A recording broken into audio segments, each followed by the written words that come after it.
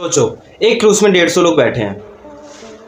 वो cruise Antarctica से घूमते हुए जा रहा है। सब लोग उसके बर्फ को देख रहे हैं अंटार्कटिका की, और अलग अलग तरह के बर्ड्स स्पीशीज को देख रहे हैं, पेड़ पौधों को देख रहे हैं। लेकिन अगले ही पल एक डच आदमी की बहुत ही ज़्यादा सीवियर कंडीशन ख़राब हो जाती है, बहुत ही ज़्यादा तबीयत उसकी ख़राब हो जाती है। उसको हाई फ्लू हो जाता है, सांस लेने में दिक्कत होती है और पूरे बॉडी में इचिंग होने लगती है, और अगले ही दिन उसकी डेथ हो जाती है।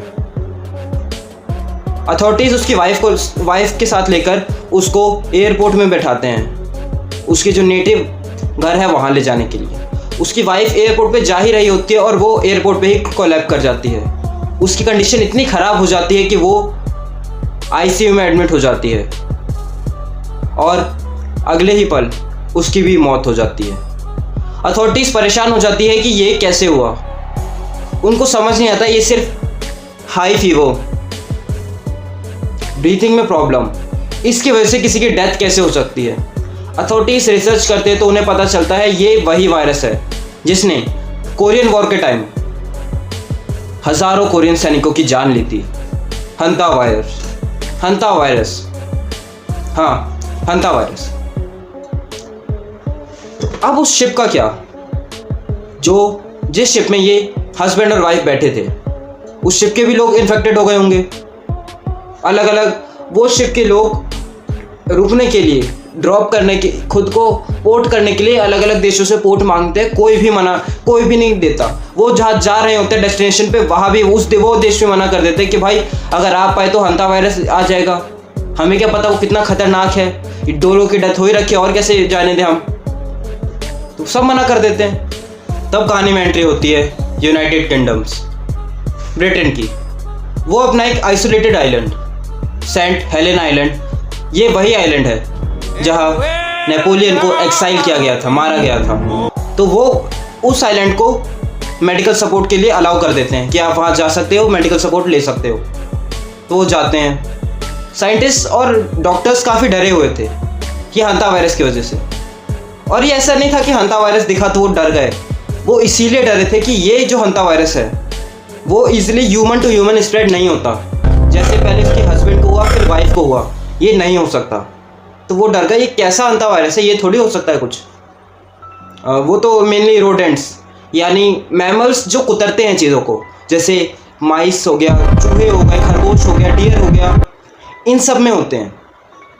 तब उन लोगों को आगे पता चला जो माइस होता है, चूहा हमारे जो घरों में होता है, उसमें कभी कभार जब इन्फेक्शन हो जाते हैं तो इन्फेक्शन की वजह से एंड्रस नाम का एक वायरस, हंता वायरस की फैमिली से है, एंड्रस नाम है, एंड्रस वायरस, तो वो ह्यूमन टू ह्यूमन स्प्रेड हो सकता है।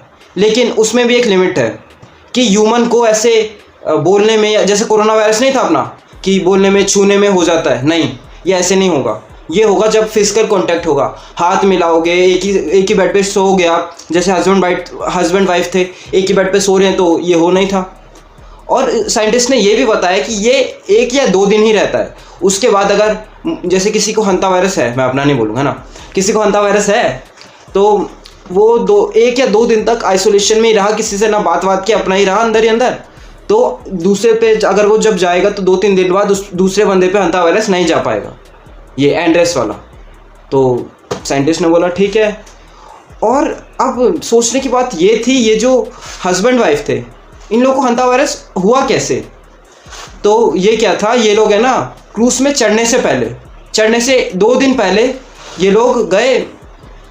एक रिमोट आइलैंड था, एकदम गंदी सी जगह वगैरह थी, कूड़ा कचरा फेंकते थे, चूहे, जहाँ कूड़ा कचरा है चूहे भी होंगे ऑफकोर्स, तो चूहे थे वहाँ। तो वो लोग जाते हैं बिना प्रिकॉशन के, जैसे ये ग्लव्स, मास्क, वो भी तो लगाना होता है, उन लोगों ने नहीं लगाया तो ठीक है कर लो, क्या ही बोलूँ, नहीं लगाया उन लोगों ने।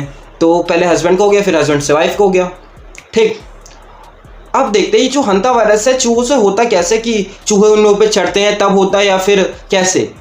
ये क्या होता है कि जो चूहे के ड्रॉपिंग्स होते हैं या उनके यूरिन होते हैं, सलाइवा होता है, वो उन लोगों ने कर दिया, चूहों ने अपनी ड्रॉपिंग्स की, तो उनकी जो ड्रॉपिंग होगी वो धीरे धीरे डस्ट पार्टिकल्स में बनने लगता है, इवेपोरेट होने लगता है, इवेपोरेट हो रहा है वो धीरे धीरे डस्ट पार्टिकल, ठीक है। तो वो डस्ट पार्टिकल एवापोरेट होके एक जगह पे हो जाता है, ये एयर में पूरा घुल जाता है।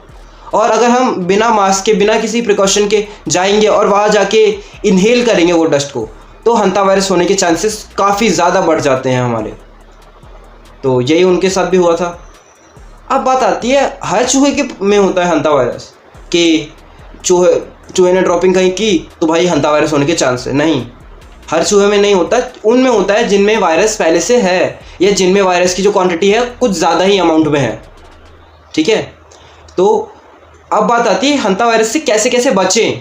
बचना भी तो ज़रूरी है।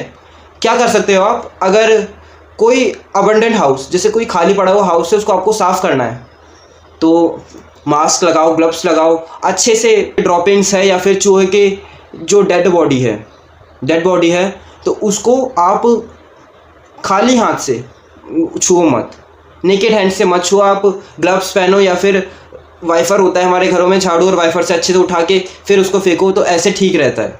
उससे हंता वायरस होने के चांसेस बहुत ज़्यादा कम हो जाते हैं। दूसरी चीज़ आप क्या कर सकते हो कि अपने जो घर हैं, घरों में जगह छोड़ो ही मत चूहों के लिए, है ना। ज़रूरी तो है नहीं उतना भी, जगह छोड़ो ही मत आप। जो खाली जगह है उसका ध्यान रखो कि वहाँ चूहे ना आ पाए, और प्रॉपर वेंटिलेशन रखो, आप साफ़ सफाई रखो। और जो खाने होते हैं, खाना ढक के रखो।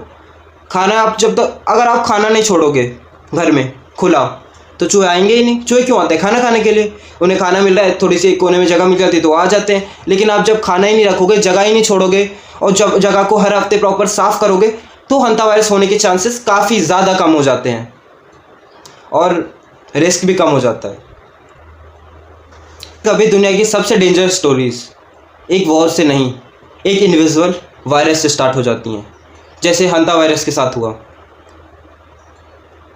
ये वायरस साइंटिस्ट के लिए उस टाइम भी एक डरा सपना था और इस टाइम भी डरावना सपना है।